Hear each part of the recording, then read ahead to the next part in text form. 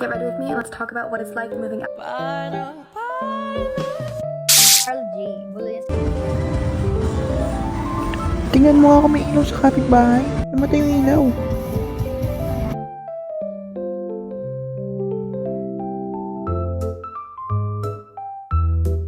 Pre, may kuryente ba kayo? Ha? Ano? Ang sabi ko, may kuryente ba kayo? Ah, ganun ba?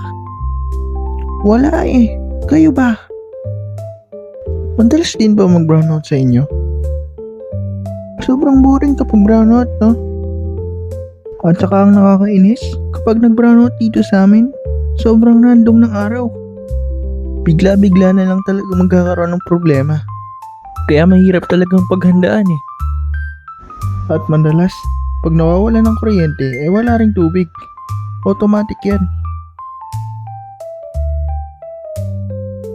Sobrang grabe pa naman ang init ngayon dito sa Pilipinas.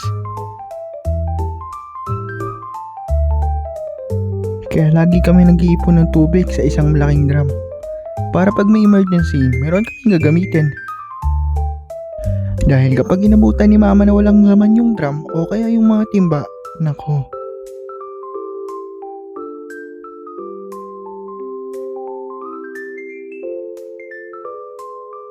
Di ba sabi ko sa inyo, lagi niyong lalagyan ng laman yung drum tsaka yung timba? Anong gagamitin nating tubig ngayon ha? Saan tayo kukuha ng tubig ha? Ang titigas talaga ng ulo nyo, hindi na kayo nagtanda, ha? Mahilig din ako magpahaba ng buhok dati. Kaya nga ang tawag sa akin ng mga kaklase ko dati eh. Oh, hindi alam niyo kung sino yan? Grabe ang tanda ka na. Comment nga kayo kung kilala niyo kung sino yan. Halika kayo dito, detali ko yung buhok nyo.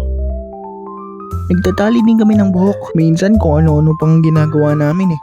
Minsan sa sobrang higpit ng tali, banat na yung mga mata namin.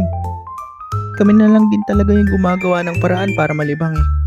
Kasi nga, walang magawa, walang kuryente eh. Mahilig din kaming magtayo ng tent dati doon sa tabi ng bahay namin kapag brownout. Kasi nga, may sa loob ng bahay eh. Pag naitayo na yun, kung ano-ano nang gagawin namin doon. Doon kami maglalaro. Magdadala ng mga pagkain. At kung ano-ano. Lalabas din kami dati para maglaro lang ng kandila. At minsan kapag nagtripan, nag-iihaw kami ng marshmallow. Ihaw ba tawag doon? Ewan ko. Nakakapag-aral din kaming mag-gitara kapag brownout.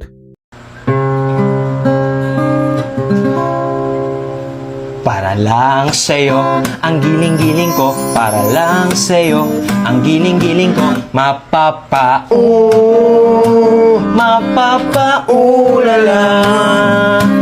mapapaulala, ang giling mo.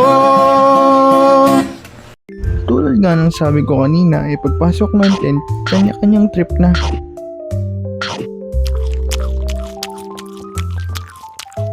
Madalas kaming maglaro ng Uno, ng Snake and Ladder, at ng kung ano-ano pa. Kasi nga, walang mga charge yung device namin. Walang kuryente. Iniiwasan kasi namin malubad yung mga cellphone namin eh. Isa din to sa hilig namin, yung paggawa ng kadena gamit yung goma. Tapos, ginagawa namin kwintas. Pero kung ako ang tatanungin, ang pinakamagandang gawin ay tumingin sa bituin habang nakahiga. At kung nakaabot ka sa dulo salamat sa iyo at shoutout sa iyo, John Animation PH. Salamat sa suporta mo pre.